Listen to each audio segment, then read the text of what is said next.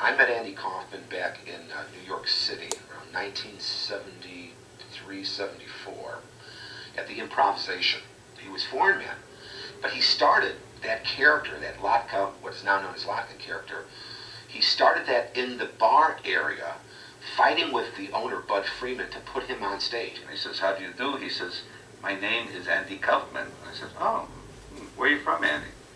"I am from an island in the Caspian Sea." Well, I didn't know there were no islands in the Caspian Sea, but that's not the first time I've been mistaken about things. You'd hear this poor foreign guy, "Can you please put me on the stage, please? It's my one chance." He had his suitcases as if he had just gotten off the bus. And I went in, and finally at the end of the show, after all this pleading, Bud Freidman says, "All right, here, go on." And he goes up, and he's doing the foreign man. And people are tittering, and I'm tittering, and it's cute, but, you know, what the hell, where's this leading to? And he was awful. It's that awful, awful impressions. I'd like to do the President of the United States, Jimmy Carter. "Hello, I am Jimmy Carter, President of the United States." People going, "Oh, this guy's going to starve." I am very happy to be here in New York. It's a very beautiful place, but... And then he does Elvis Presley. And was it Drop Dead Elvis? And everybody going, "What?" And until he did the end of the Elvis bit, where he said, "Well, thank you very much," I knew I'd been had, and I just fell on the floor and became a lifelong fan of Andy's.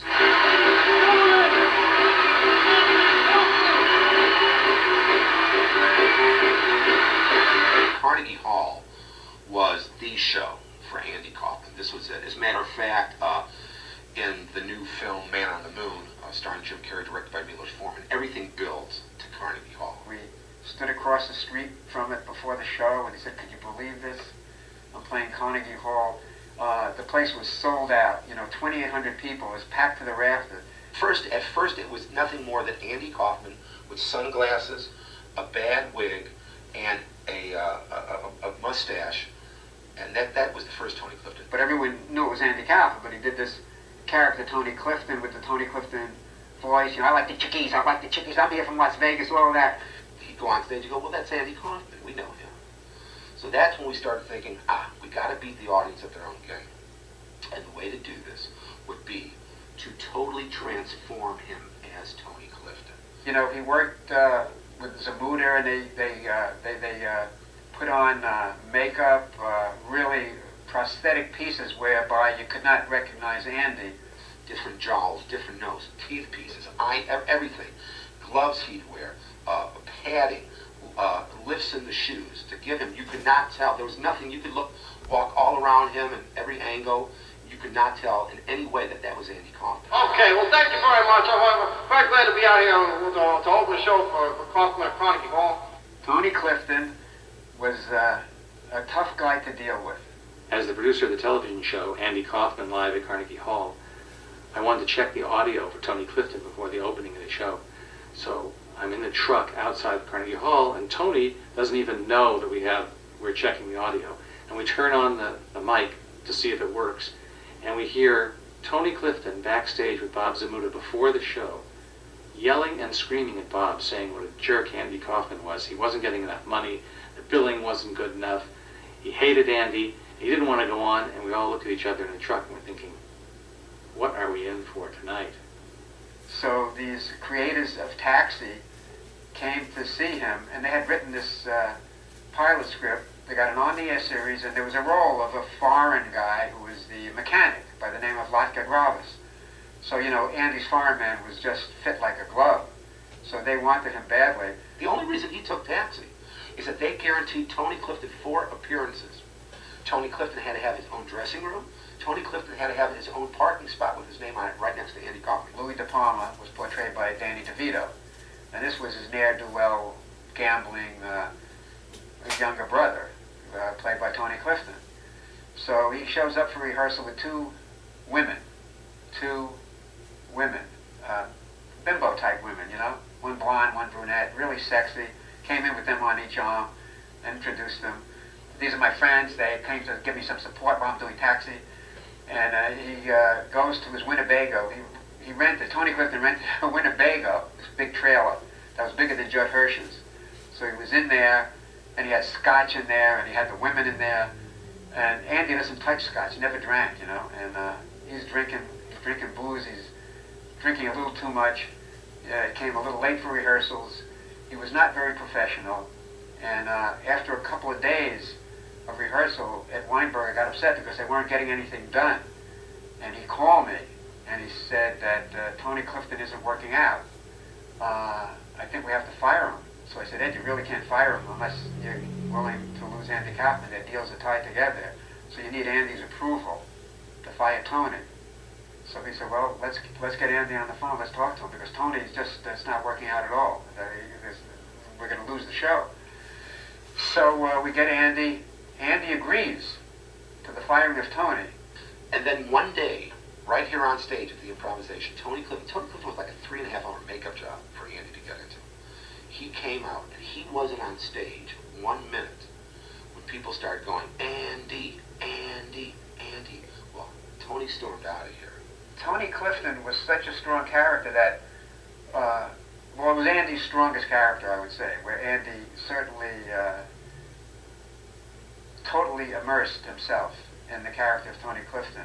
So I remember we went back to his house, and he was kicking in the walls. He was peeved. And he stopped. He said, wait a second. The audience thinks that Tony Clifton is Andy Kaufman. Yeah. He said, oh, this is great. We'll pull one up on the audience. After all the news coverage, with Tony Clifton in Taxi, I got a call from Harris in Lake Tahoe. And they said, they wanted Andy Kaufman, to play Harris. And I said, well, Andy, he doesn't do too well in gambling casinos. It's not his kind of room, the high rollers don't quite get his act. And then the guy said, well, what about Tony Clifton? So I said, well, Tony Clifton's another matter. I said, what kind of room are you talking about? He said, well, it's a lounge at the Harris Lake Tahoe. I said, it's perfect for Tony. So he said, well, that's really Andy, right? That's really Andy Kaufman, right?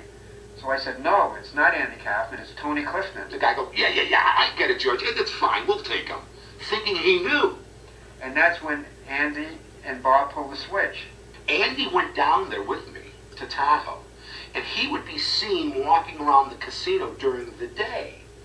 So all the people that work there said, well, of course, Andy Kaufman, he calls himself Tony Clifton, but he performs tonight. Bob did a great Tony Clifton, singing, dancing, everything. When Andy was Tony, in his makeup and his tuxedo and everything else, I really couldn't reach him as Andy. He would be Tony. God forbid anybody would call Tony Andy when he was Tony.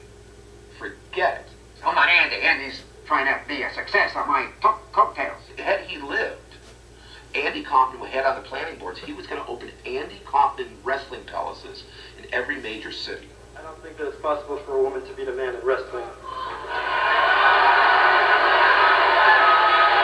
He got so nuts about this wrestling. He says, we got to put this in the act. We have to put this in the act. He was fascinated with wrestling.